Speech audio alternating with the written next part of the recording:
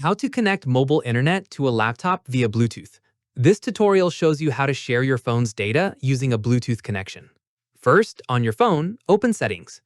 Tap Connected Devices, then tap Bluetooth. After that, make sure Bluetooth is turned on and your laptop is visible in the list. From there, on your laptop, click the Start button.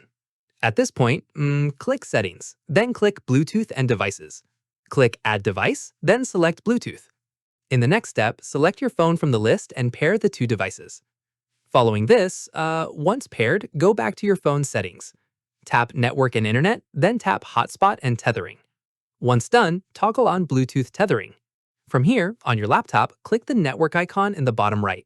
At this stage, click More Network Settings, then click Bluetooth Devices.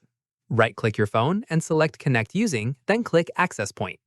Keep in mind, Bluetooth tethering is slower than USB or hotspot tethering, so it's best for light browsing rather than heavy downloads. Finally, open your browser on the laptop to confirm you're connected to the internet. And that's it! If this guide helped you connect mobile internet to your laptop via Bluetooth, give it a like, subscribe for more PC tutorials, and tap the bell icon for updates. See you in the next one!